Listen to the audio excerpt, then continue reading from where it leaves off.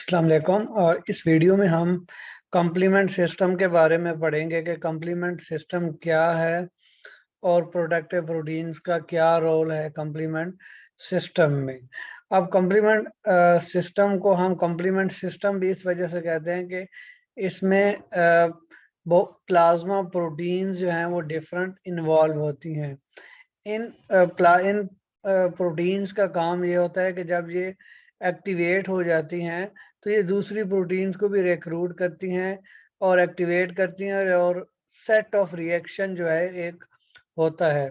अब इस सारे कॉम्प्लेक्स का काम ये होता है कि किसी तरह जो माइक्रोब आपकी बॉडी में एंटर हो गया है उसको इन्होंने ख़त्म करना है, डिस्ट्रॉय करना है। और इसकी वजह से कुछ सर्टन इम्यून रिस्पॉन्स भी होते हैं, जैसा कि इन्फ्लेमेटरी रिस्पॉन्स भी हो सकता है। उसके अलावा मैक हम भी कहते हैं, मतलब मेम्ब्रेन एक्टिवेटेड कॉम्प्लेक्स भी इसकी वजह से बनता है। तो इसके बारे में हम डिफरेंट इसके फंक्शन देखेंगे। सबसे पहले तो complement system is often called complement is a number of plasma protein. ठीक है, कॉम्प्लीमेंट सिस्टम में डिफरेंट किस्म की जो है वो प्लाज्मा मेम्ब्रेन्स इन्वॉल्व होती हैं, जिसकी वजह से इन्हें कॉम्प्लीमेंट सिस्टम कहा जाता है। Once complement protein is activated, जब एक कॉम्प्लीमेंट प्रोटीन एक्टिवेट होगी तो वो ये करेगी कि वो दूसरी प्रोटीन को एक्टिवेट करेगी और वो उससे अगली प्रोटीन को एक्टिवेट करेगी। इस तरह कॉम्प्लीमेंट में जो डिफरेंट प्रोटीन्स हैं वो एक्टिवेट हो जाएंगी। ठीक है, कॉम्प्लीमेंट सिस्टम या कॉम्प्लीमेंट प्रोटीन्स भी इन्हें कहते हैं। कॉम्प्लीमेंट प्रोटीन्स कब एक्टिवेट होती हैं कि जब बॉडी में कोई फॉरेन पार्टिकल्स एंड जिसको हम एंटीजन भी कहते हैं या कोई माइक्रोब या माइक्रोब का पार्ट एंटर होता है, तब ये होता है। It complement certain immune responses. ठीक है, ये कुछ इम्यून रिस्पॉन्सेस इसकी वजह से प्रोड्यूस होते हैं।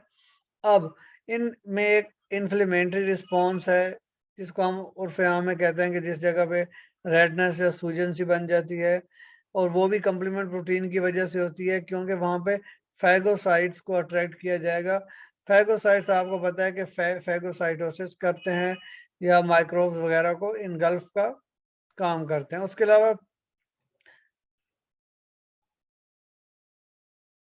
अलावा ये जो है मेम्ब्रेन अटैक कॉम्प्लेक्स भी बनाती हैं, जिसकी वजह से बैक्टीरिया की जो सेल मेम्ब्रेन है और सेल वाल है उसमें पोर्स बन जाते हैं। ठीक है, सेल वाल जब मेम्ब्रेन अटैक कॉम्प्लेक्स बन जाएगा तो सेल मेम्ब्रेन में जो या सेल वाल में सुराख बन जाएंगे, पोर्स बन जाएंगे, जिसकी वजह से जो है पोटाशियम आयंस बैक्टीरियल जो सेल है या जो भी सेल है उसको वो लीव कर जाएंगे, जिसकी वजह से और जो सॉल्ट्स हैं वो एंटर हो जाएंगे और अल्टीमेटली क्या हो जाएगा कि सेल जो है जहाँ से वो मेम्ब्रेन मेम्ब्रेन अटैक कॉम्प्लेक्स बना था वहां पे उसके सुराख हो जाएंगे, होल्स डेवलप हो जाएंगे, जिसकी वजह से डेथ हो जाएगी। अब ये आप देख सकते हैं कि कॉम्प्लीमेंट प्रोटीन जो है वो उससे बाइंड कर रही है बैक्टीरिया से। ठीक है, ये यहाँ पे एज अ बैक्टीरिया आप फॉरेन पार्टिकल ही लें। अब ये बैक्टीरिया में कॉम्प्लीमेंट प्रोटीन क्या करती हैं? Complement protein holes in the cell wall of cell and cell membrane of bacteria. ठीक है, सेल मेम्ब्रेन और सेल वॉल के अंदर इन्होंने होल्स क्रिएट कर दिए, जिसकी वजह से क्या होगा कि होल्स की वजह से क्या होगा, allow fluid and salts to enter into bacterium.